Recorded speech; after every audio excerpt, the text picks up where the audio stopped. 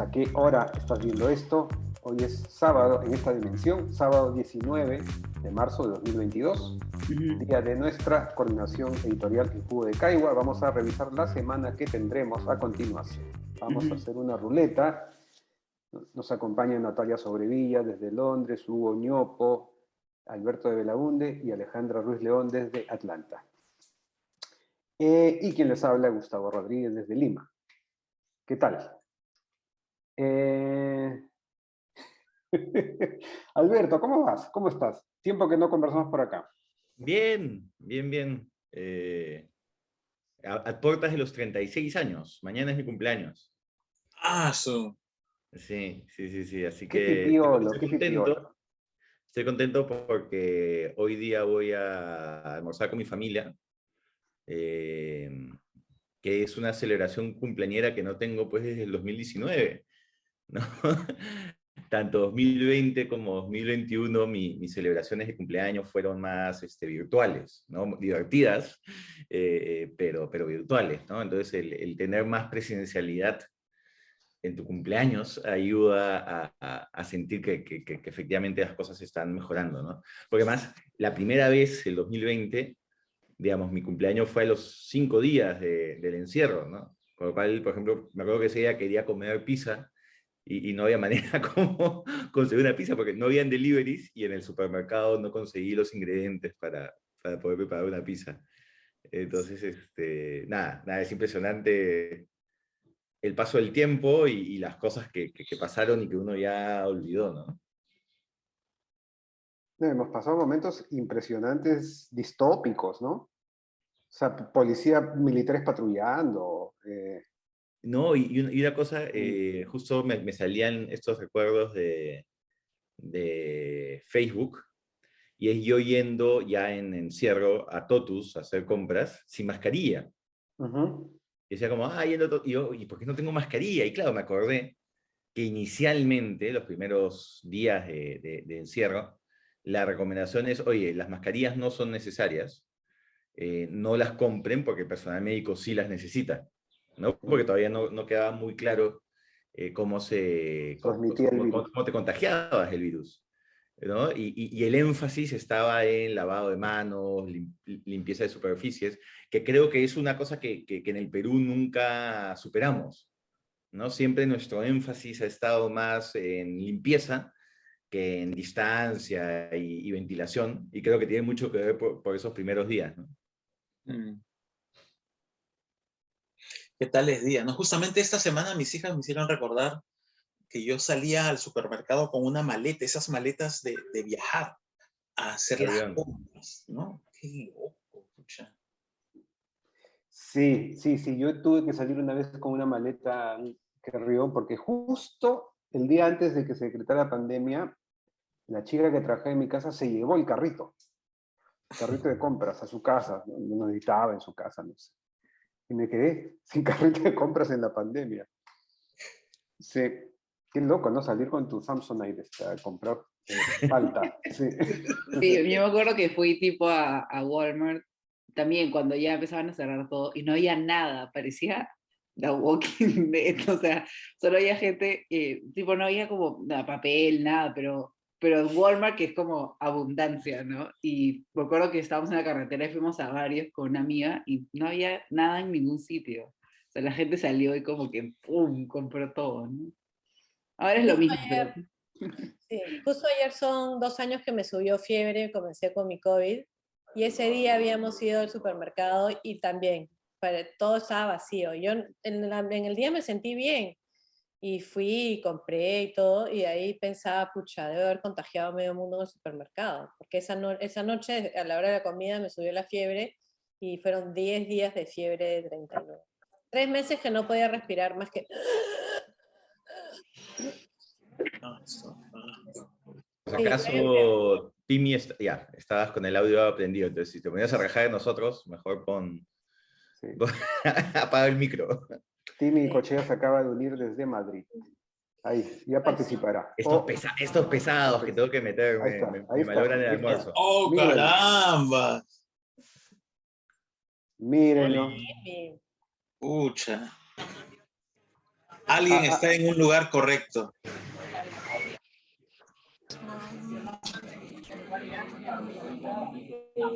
Huele muy Mírenlo, bien. muy bien, así se van sumando todos. Bueno, y Albert, ¿tienes algún tema para esta semana? ¿Estás pensando algo? Sí, sí, estoy pensando, yo todavía no tengo 100% definido, pero el otro día, a raíz de un tema profesional, estoy trabajando en una ONG en Nueva York, en teoría, pero estoy trabajando desde Lima, gracias al teletrabajo. Busqué una entrevista que tuve con Jorge Bruce, el psicoanalista, hacia finales de mi mandato, en el marco de la presentación que tuve del proyecto de ley que busca prohibir las llamadas prácticas de conversión, ¿no? Que son todos estos esfuerzos, ya sean pseudocientíficos, religiosos o de otra índole, que lo que quieren es suprimir o cambiar la orientación sexual, identidad de género o expresión de género de las personas, ¿no? Que evidentemente es algo que no se puede hacer y que genera daños físicos y psicológicos muy grandes a las personas, ¿no? Entonces, yo presenté un proyecto de ley en el Congreso pasado que evidentemente no se aprobó, pero parte de lo que yo quería con la presentación de ese proyecto era poner el tema en agenda, porque hay estadística que muestra que, o sea, digamos, es una encuesta exploratoria, ¿no? Pero los que respondieron las preguntas, había cerca de un 40% de personas LGBT que en algún momento habían sido sujetas a algún tipo de práctica de conversión. Y de ese porcentaje, la mayoría había sido cuando eran menores de edad.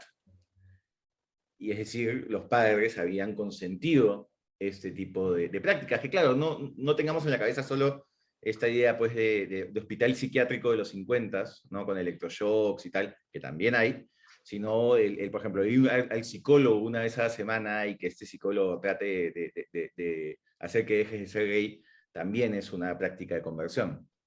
Y lo que yo pensaba cuando veía estas estadísticas es que, claro, en muchos casos no es que parte de un sitio de odio, no es que los papás quieren hacerle daño a sus hijos, parten de un sitio de amor, ¿no? Que es, oye, esta es una sociedad homofóbica, transfóbica y tal. Si hay la posibilidad de que mi hijo no sea LGBT para que no sufra, bueno, tomémosla, ¿no? Entonces, claro, es profunda desinformación, porque esas prácticas generan mucho daño. Entonces hice esta conversación con Jorge Bruce, que se titulaba algo así como Mi hijo es gay y ahora qué hago, ¿no? Y una cosa que me sorprendió es que este es un video que se debe haber grabado en mayo o junio del año pasado, yo todavía estaba en la oficina, y ha tenido mucha vida posterior. O sea, ha tenido mucha gente que lo ha visto después. Que es claro, gente que ha googleado mi hijo es gay o creo que mi hijo es gay o algo así, y se ha encontrado con el video. ¿No? Que es una conversación muy larga donde Jorge Bruce explica, digamos, qué hacer y cómo tratar y cómo no poner en riesgo a tu hijo o a tu hija o a tu hija en este tipo de casos, ¿no? Entonces lo que estoy pensando es tal vez escribir un artículo, no basado solo en esa conversación, sino en general sobre qué es ese tema de prácticas de conversión, porque siento que puede llegar a gente que realmente necesita información, ¿no? Y necesita no solo saber qué hacer, sino sobre todo saber qué no hacer, ¿no? Entonces, digamos, puede ser útil para la comunidad de Jugo hoy, pero también estoy pensando para los que en un mes van a googlear este tema en búsqueda de información, ¿no? Y que encuentren este tipo de información y no solo a los estafadores que hacen daño con el fin de lucrar, ¿no? Por la desesperación de estas familias. Totalmente. Entonces, Además, esa es una posibilidad. Que es atemporal, ¿no? O sea, digamos, atemporal en el sentido de que podría ser este martes o podría ser más adelante, ¿no? Si surge algún tema de coyuntura que me interpele muchísimo de inmediato, podría terminar variándolo. Yo tengo una pregunta. ¿Y ahí o sea, el colegio de psicólogos tiene alguna postura o tipo se hacen los locos? Se hacen los locos. Nunca mejor usada la expresión.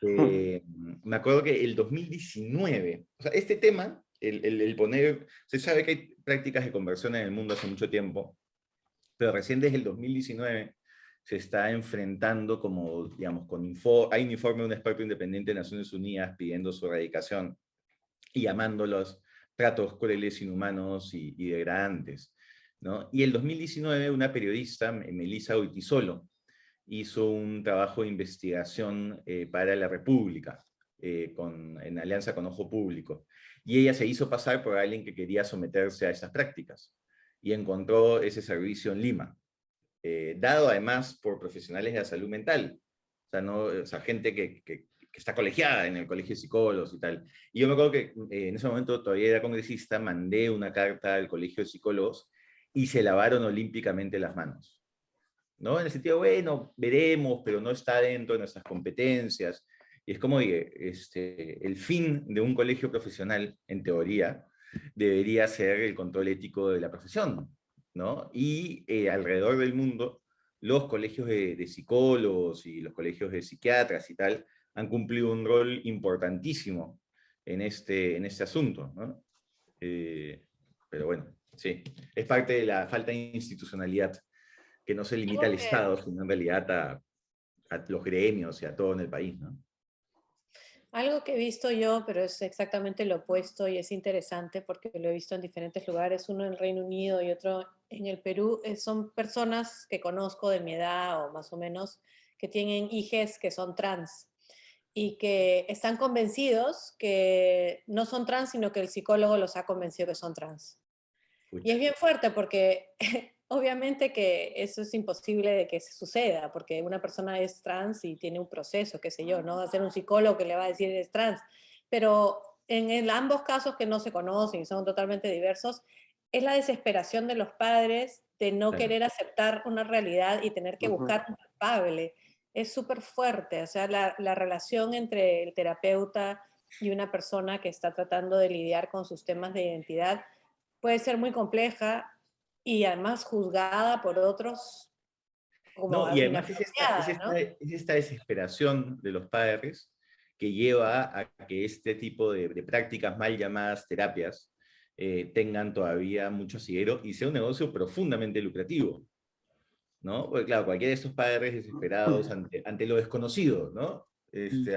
Ante la incertidumbre que suele implicar para muchas personas este tipo de temas, caen, ¿no? Entonces es una estafa, pero claro, es una estafa donde no solo pierdes dinero, sino que tu hija pierde autoestima y puede generarle daños más graves a la salud mental o incluso salud física, ¿no? Hay documentados en diferentes partes de estas mal llamadas violaciones correctivas, sobre todo contra mujeres lesbianas y bisexuales, ¿no? Que un poco la idea aberrante detrás es, lo que pasa es que no has conocido un hombre, ¿no? Entonces vamos a hacer que conozcas un hombre, ¿no? Entonces es una cosa, o sea, es una de las expresiones más violentas y chocantes de la homofobia y la transfobia que todavía existen, ¿no? Ahora, me imagino, la idea que subyace detrás de este temor de los padres o de las terapias de conversión sería, pues, esa noción de que la homosexualidad es una enfermedad mental, ¿no? Claro, O hay sea, dos, finalmente esa es la gran sí, idea que subyace dentro de esto. hay, digamos, yo te diría como tres posibles explicaciones. Es mucho más complejo, lo estoy Ajá. como súper simplificando, ¿no?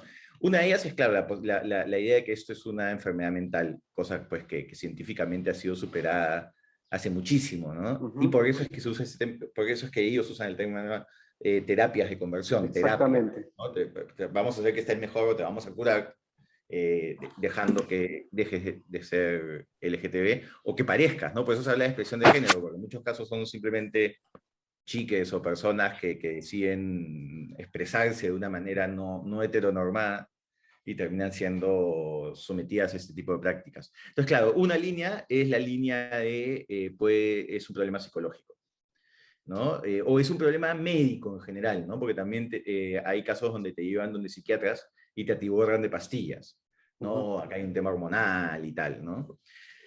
La segunda línea es que es un pecado, porque también muchas de estas prácticas de conversión tienen contenido religioso.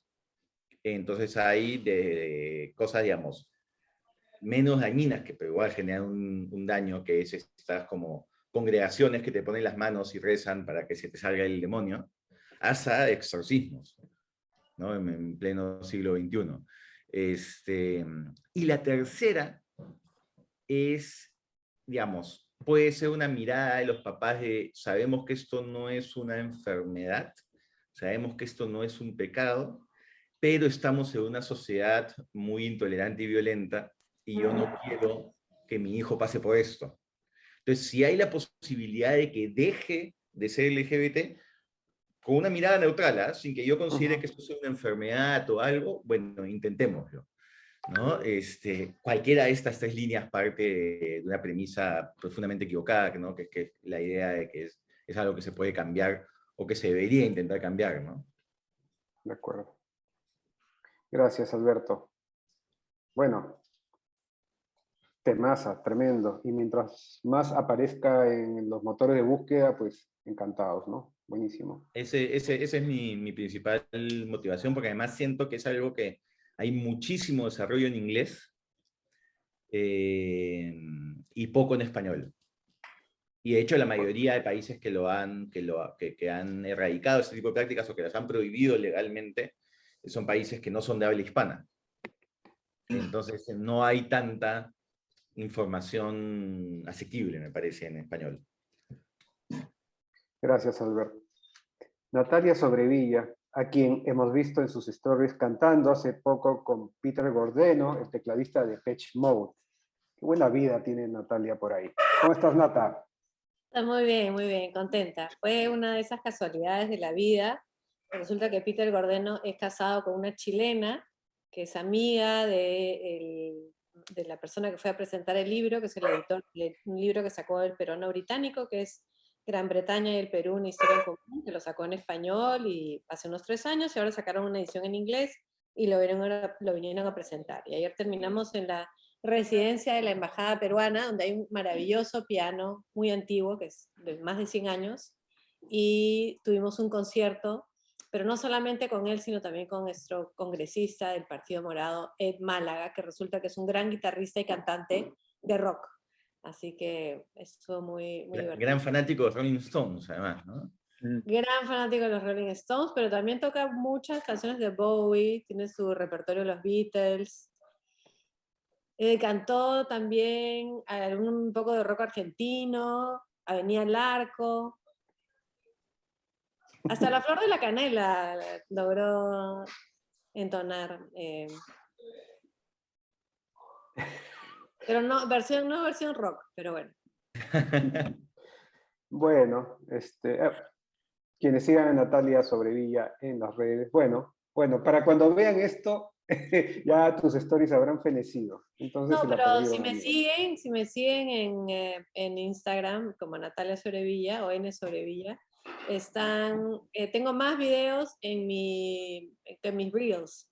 Hice varios y esos se quedan grabados. Ay, Ya, ok. puse en varios los stories, pero hay más. Nata influencer, dice Sharon. Nata, Sí, ¿y mi hermana qué siempre me tal? lo hacía, que me he vuelto influencer. Le digo, no, Alejandra y Alberto siempre quieren que sea TikToker, pero hasta todavía no he llegado a eso. TikToker o también puede ser como el primer OnlyFans de historia.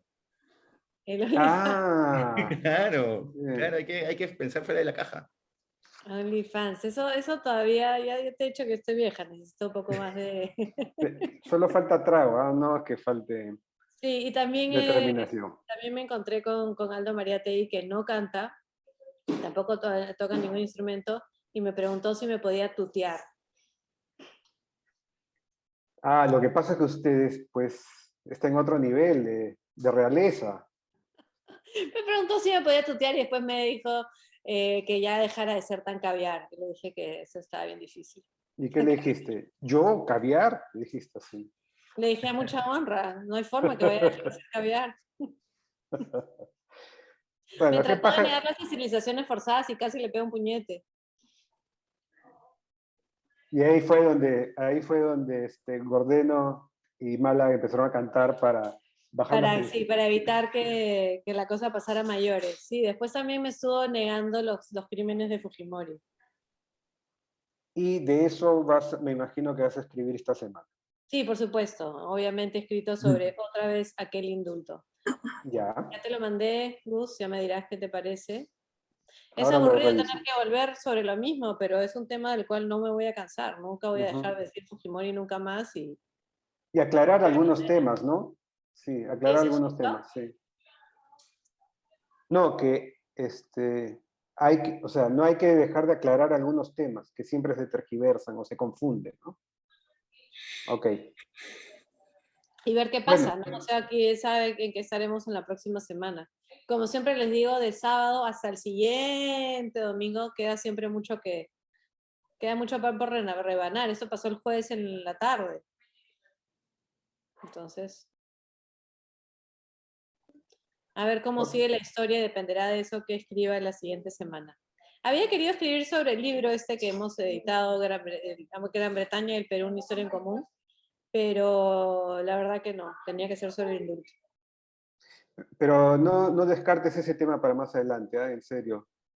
No, es un bonito tema, el libro está muy bonito. Y el peruano Ujú. británico de verdad que hace trabajos muy, muy buenos. El libro es realmente fantástico. Buenísimo, Nata. Gracias. ¿Quién más? ¿Quién más? Hugo Ñopo. Hugo Ñopo no tiene tema, te aseguro, porque tiene cara de no tener tema. Sí, la verdad es, Este día salgo a comprar la tinca. la verdad es que esta vez no tengo tema. Es que la semana ha sido bastante como política, ¿no? La semana, los últimos días. Este, el presidente yendo al Congreso, las componendas, el indulto. Entonces, los temas económicos no han estado muy ahí. Económicamente lo que ha pasado probablemente es que hemos tenido un problema con nuestro grado de inversión, o sea, la valoración de nuestros bonos nuevamente bajó y Petroperú está en serios problemas, pero no soy un experto en esos temas, entonces no sé qué tanto quiera meterme a eso. Otra cosa que pasó es que el gerente de Petroperú, un gerente eterno por las últimas 2 décadas, hace un par de años se murió de COVID y ahora se ha elegido a su reemplazo. Iba a ser una chamba bien difícil de identificar al reemplazo. Y ese reemplazante es alguien que no viene de dentro del BCR, sino que viene de fuera del BCR. Es un tipo muy querido, Torres Llosa, muy querido y muy respetado en el sector privado. El gerente del BCR, estás diciendo. El nuevo gerente del BCR. Me pareció entender el de Petroperú, discúlpame. Yo creo que dije Petroperú, ¿no? Estoy mal, estoy confundido. No, o sea, un tema era el grado de inversión y Petroperú y tal. Y el otro es el BCR, donde el gerente del BCR se murió de COVID, lamentablemente. Y entonces reemplazarlo no iba a ser tarea sencilla. Y se ha elegido a este señor Torres Llosa. Y... Ex BBVA, ¿no? Me parece que es. Exactamente. CEO del BBVA, un tremendo tipazo en lo técnico, en lo personal, muy querido y tal.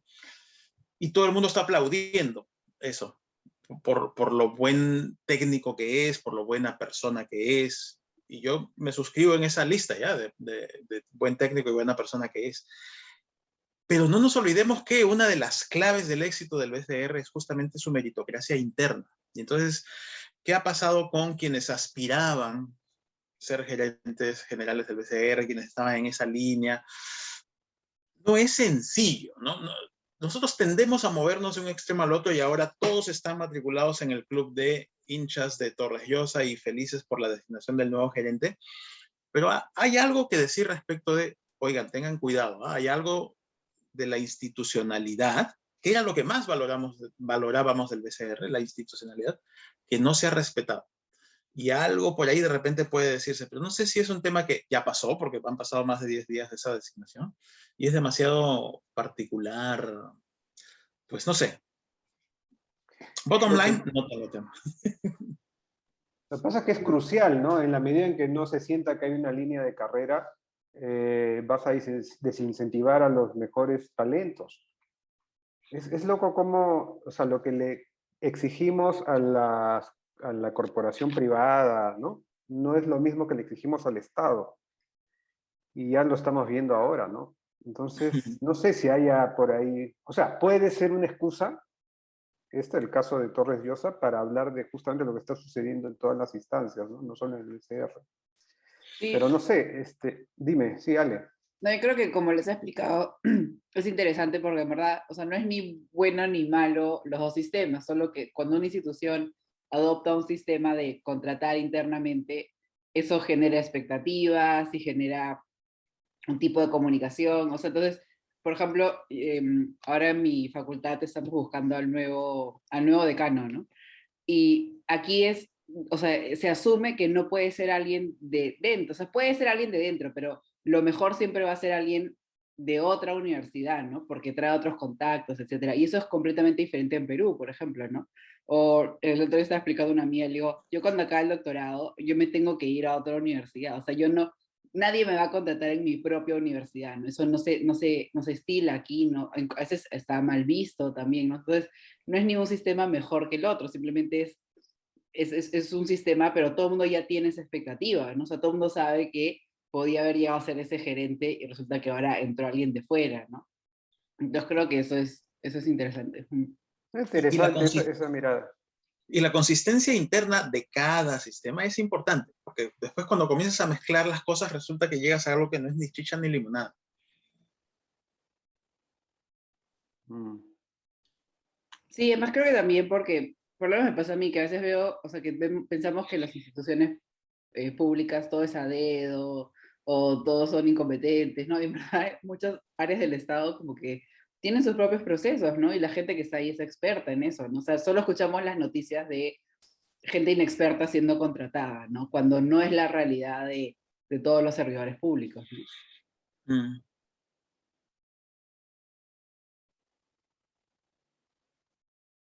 Querido Hugo, no sé, o sea, no sé, no sé si tengas suficiente para un tema, no sé. En todo caso, Sí, tienes tiempo. sí. Bueno, también es cierto que en medio de todo esto he estado chambeando, pero muchísimo estos días, entonces he estado medio desconectado del mundo y de la realidad. De repente si hago un poquito más de chamba y miro las noticias y trato de enterarme de qué ha pasado, encuentro un tema. Entonces dejémoslo así, como pendiente. Puede que sea esto, el BCR, la institucionalidad y tal, o algo que se me ocurra de aquí al mes. Mientras tanto, hoy 19 de marzo será bautizado como el día en que Hugo Ñopo no tuvo tiempo. Eso, normalmente es como, bueno, sí, ya tengo 5 borradores, todavía no sé qué artículo voy a mandar, pero... Síntomas del fin del mundo. Sí, entre lo que acaba de ocurrir y la Padula llegando, yo creo que hay que agarrarse, amigues. ¿Qué tal? Sharon, nos gustó mucho tu artículo sobre Francia, en Sí, serio, de sí, qué verdad. paja. Además es algo que acá no se sabe, ¿no? O sea, nadie rebotó eso. Nos miramos ¿De el ombligo. verdad? Nos ¿De miramos el verdad? ombligo, es verdad. Sí, sí. O sea, yo me enteré por ella gracias a ti. Wow. Y hay una cosa que es bien interesante, porque si hay un país que es, entre comillas, más cercano a ser nuestro clon, es Colombia. Sin embargo, nosotros tendemos a mirar muchísimo más a Chile que a Colombia. Tendríamos tanto que aprender de do's and don'ts de Colombia que valdría la pena mirarlo más. Ujú, ujú. Aunque bueno, esta semana que estudié, que vi como con la lupa su sistema electoral, me pareció más ordenado que lo que tenemos en Perú, definitivamente. O sea, hay 3 grandes coaliciones y tienen elecciones primarias, que todo el mundo le presta atención. Eh, entonces es por eso, es justamente porque las elecciones internas dentro de las coaliciones tienen tanto protagonismo, es que llega la noticia de Francia, porque si no hubiera pasado desapercibido y simplemente sabríamos que Gustavo Petro es el candidato del pacto histórico, que es la coalición de izquierda. Entonces, sí, eso me pareció también como, o sea, también escuchamos muchas cosas malas sobre Colombia. Bueno, es la percepción que yo tenía, pero finalmente tienen un sistema electoral como dices, podríamos ver algunas cosas, ¿no? Y qué gusto que les haya impactado bien el artículo, porque yo lo escribí con mucho gusto también. Me gustó mucho aprender de Francia. Yo la conocía por el premio Goldman, que de hecho es el mismo que recibió Máxima Acuña por su defensa del agua. Pero descubrí como que es una persona preparada, ¿no? Y me dejó pensando en estas barreras que enfrentamos las personas que no pertenecemos tradicionalmente al poder político para entrar. Cuando terminé de escribir el artículo dije, tal vez debería haber hablado de eso, pero voy a programarlo para alguna otra columna. O sea, tu columna de esta semana, tu artículo podría ser también las repercusiones del artículo, cosas que quedaron fuera, si te provoca, obviamente. Sí, podría ser. Esta semana en realidad quería abordar el tema que había pensado escribir la semana anterior, que es el del embarazo adolescente y el plan multisectorial. De acuerdo. Entonces eso, sí, ese va a ser muy probablemente el tema que aborde. Aunque estaba pensando también en el videoclip de Residente, no sé si lo han llegado a ver. Estaba pensando en escribir al respecto, desde el punto de vista de cómo, o sea, cuál es el límite entre la denuncia de algo y también hacer como ganancias o marketearse con la violencia hacia ciertos grupos de personas. Entonces quería discutir como, bueno, ¿lo está haciendo como un political statement o es más bien una banalización, o puede contribuir a la banalización justamente de la violencia? Particularmente porque, bueno, aquí no lo vemos tanto, pero en Estados Unidos es una cuestión de que a veces hay en cartelera 3 películas sobre violencia policial con sesgo racial. Entonces eso es parte de esta banalización. Y bueno, tampoco se trata de importar ese tipo de cosas, ¿no?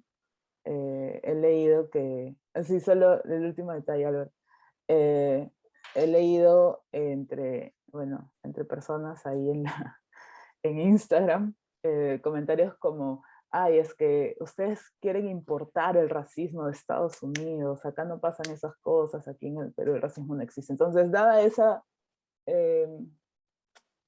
idea de que el racismo se importa de países como Estados Unidos, no sé pues si le sirve tanto a América Latina traer esos referentes. Creo que se podría abordar de otra manera, pero es por eso que quiero abordarlo, porque es un debate. A mí una cosa que me impactó mucho de la canción, bueno, además de la polémica que no tenía idea que existía, ya es otra generación, pero lo que me impactó mucho es el uso de la violencia sexual ¿cómo lo explico? O sea, el uso de un montón de expresiones de violencia sexual como para demostrar que él es superior. O sea, cosas que él podía hacerle a Baldwin o a quien quisiera porque él era el jefe, digamos, ¿no? Muy preocupante, porque además, digamos, responde mucho a toda una onda de reggaetón, es como reggaetón de la vieja escuela, allá por el 2003, así, que yo creía que ya se estaba superando. Y no, o sea, sigue siendo un elemento muy presente esta idea de ejercer el poder con tu rival utilizando expresiones de abuso sexual, ¿no?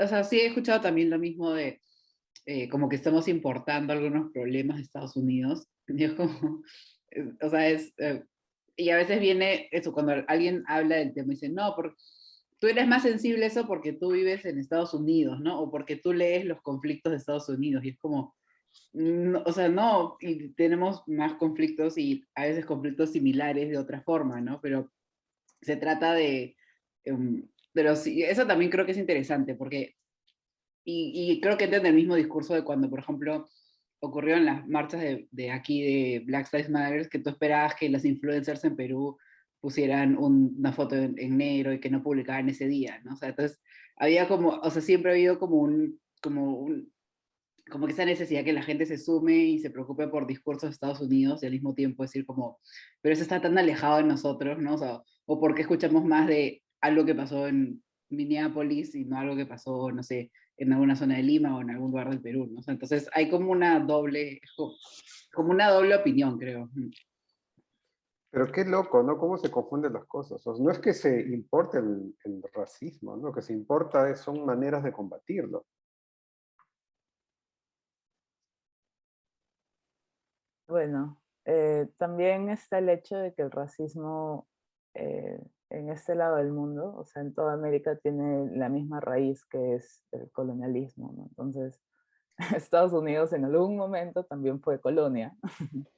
eh, y es a partir de ahí también que se instaura esta sociedad organizada en términos raciales para establecer una jerarquía. Entonces, no se trata de importar, es que tenemos el mismo problema, solo que con dos expresiones distintas debido a, bueno, ese es un tema mucho más largo, pero hay diferencias entre sociedades y por lo tanto el racismo tiene su expresión distinta también. Bueno, ahí tienes otro artículo más. Sí. Es que si bien compartimos esa historia colonial y tanto en el abuso de las poblaciones originarias como en la esclavitud atlántica, después de nuestras independencias tenemos desarrollos que van a divergir, qué sé yo, y además el racismo latinoamericano en general tiene un componente que es que le da una cuestión muy diferente, que es que nosotros los latinoamericanos hemos tratado de crear esta invención muy, muy fuerte y muy tóxica y extremadamente racista, que es el blanqueamiento. Mientras que en los Estados Unidos la idea se ha mantenido en la segregación, con lo cual en los Estados Unidos una persona que tiene una gota de sangre negra es considerada African American. Mientras que en el mundo latinoamericano lo que hemos creado en esta creación de esta noción del blanqueamiento es que cualquier gota de sangre blanca en una persona la hace menos afrodescendiente. Y esto no quiere decir que sean mejores ni peores, son igual y terriblemente racistas estos conceptos, pero llevan a una historia diferente de cómo se vive el racismo, pero tienen su mismo origen, como lo dice Sharon, es exactamente lo mismo, simplemente que han habido procesos históricos que han ido cambiando. Gracias, Sharon. Tienes para 2 semanas. Sí. Estás igualando a Hugo. Gracias. Alejandra Ruiz León. Yo voy a escribir ese artículo que no escribí sobre por qué Latinoamérica es una zona sin armas nucleares. Entonces, nada, voy a retomar ese tema porque nunca escribí y sí me parece interesante. Y nada más. Oye, ahora que mencionas eso, bueno, en Estados Unidos no está ocurriendo, pero ayer leía en New York Times que el negocio de construcción de búnkers ha florecido, ¿no? En Europa.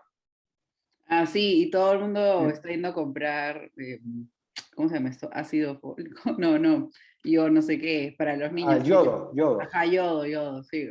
Uh-huh. En España como que se ha agotado en las farmacias porque la gente está como que, just in case, ¿no? O como que por si acaso necesitemos eso. Ya si Y nos aquí, cae la bomba nuclear acá, ya nos cae, pues ya. ¿Qué tanto yodo te va a ayudar? Invierno nuclear, hay que vivir en Sudamérica para estar libre de eso. algo Exactamente. que he leído que era un poco diferente era, o sea, por ejemplo, ahora está como las amenazas en Chernóbil, ¿no?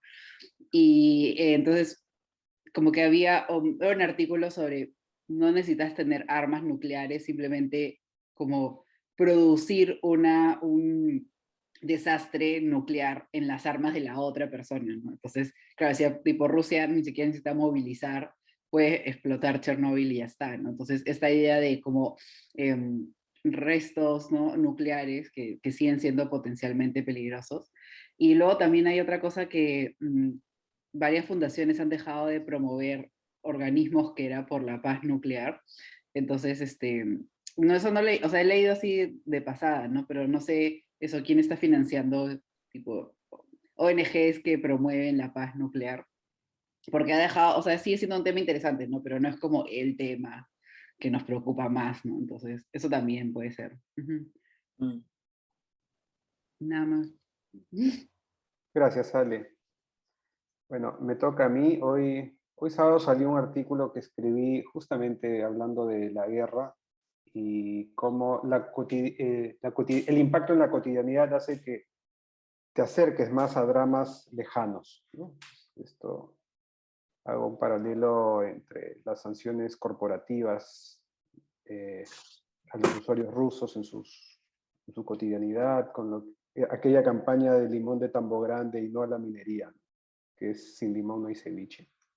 Pero creo que siguiendo el mismo hilo de la cotidianidad, o sea, mucho hablamos de desigualdad, pero hasta que no aterrice eso en una historia que nos sea cercana, pues no nos impacta. Y a mí me pasó en las últimas semanas. Voy a escribir sobre esto, me parece, y es que en la casa de Carol, mi novia, hace 25 años trabaja una señora que es amorosísima, la queremos mucho, mucho, ¿no? Y hace poquito, Carol se enteró, ella debe tener pues 50 y tantos, 55, Rosa. Y hace poquito nos enteramos de que nunca había ido al cine. Viviendo acá en Lima, ¿no? Nosotros hablamos de las películas como si fueran pues, parte de comprar el pan, ¿no? Pero cuando te das cuenta que alguien con quien convives no ha ido al cine viviendo en tu misma ciudad, las preguntas estallan en tu cabeza. Y creo que voy a escribir sobre eso, porque finalmente la invité al cine, fuimos al cine, ¿no? Y fue bonito ir con ella y fue muy, muy bacán. Entonces creo que voy a escribir una crónica sobre esto, ¿no? La desigualdad nos estalla la en vieron? cada rato. Bueno, vimos una película francesa, porque estábamos entre Batman, o sea, había Batman, había Spider-Man, y había una película francesa sobre un leoncito que tiene que ser devuelto a África, ¿no? Y al final le gustó más la idea del leoncito, el cachorrito y todo esto, ¿no? No sé si el universo de los cómics pues le hubiera atraído mucho, ¿no? Es que cuando tuvimos la presentación de Un Mundo para Julius acá en Londres, el día domingo se acercó una señora y le contó a Rosana que ella nunca había podido tener dinero para comprar un libro en el Perú y que no fue hasta que se fue a Europa que finalmente pudo comprarse Un Mundo para Julius y lo leyó. Pucha. Está muy emocionada, una señora pues de mi edad, cuentona, y que solamente había vivido fuera del Perú unos 4 o 5 años. Imagínate eso. Bueno, creo que eso es. Creo que voy a escribir sobre eso. Vamos a ver qué tal sale.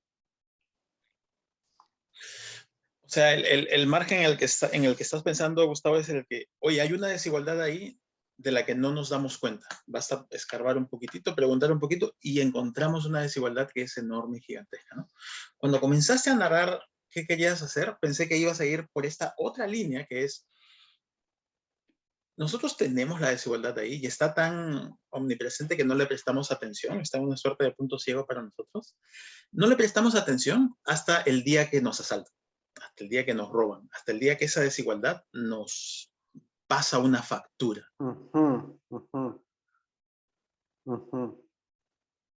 Nuevamente, va el tema de la cotidianidad, hasta que no nos estalla en la cotidianidad, ¿no? Ya. Hasta que no nos asaltan. No pensamos en la desigualdad. Pero incluso si nos asaltaran, hay mucha gente que le sigue echando la culpa no a la desigualdad, sino a La falta de policía. falta de autoridad. Hay que Sí. matarlos a todos. Entonces ya te pones Exactamente. recontrafacho, ¿no? Y no piensas en las causas de todo, absolutamente todo, ¿no? Ujú. Ya. Además está, bueno, no sé si podrías llevarlo también o incluir este punto, pero las desigualdades en el acceso a estos a estos productos culturales, películas, libros, ir al museo, tienen pues un correlato con el desempeño en la educación básica y luego las oportunidades que se te abren al respecto. No sé si en Perú hay estudios al respecto, pero sí he leído en algún momento que el hecho de que los niños y niñas que tienen menos libros en su casa, o que tienen menos, o que viajan menos, o que tienen menos acceso a esas cosas, a ir al cine, o ir a una obra de teatro. Entonces los niños y niñas que tienen menos acceso a esos espacios y a esos elementos, tienen un desempeño, no sé, menor en la escuela, en las escuelas. Entonces, no es tan simple como nunca fui al cine y es una anécdota, o nunca fui al cine porque, y eso significa que no lo puede pagar, o que no tengo tiempo para el esparcimiento, sino que esa desigualdad luego se traduce en otras desigualdades. Es un círculo vicioso y se potencia a sí mismo, sí. Sí. O sea, no es una desigualdad en algo suntuario, sino que tiene vínculos con cosas mucho más palpables, cotidianas, cercanas al bienestar concreto de las personas. De acuerdo. Anotando. Gracias, amigas, amigos. Gracias. Chévere. Le hemos dado vuelta a la semana. Muchísimas gracias por contribuir a que Jugo de Caigua se siga licuando. Nos vemos la próxima semana. Chao. Chao. Adiós.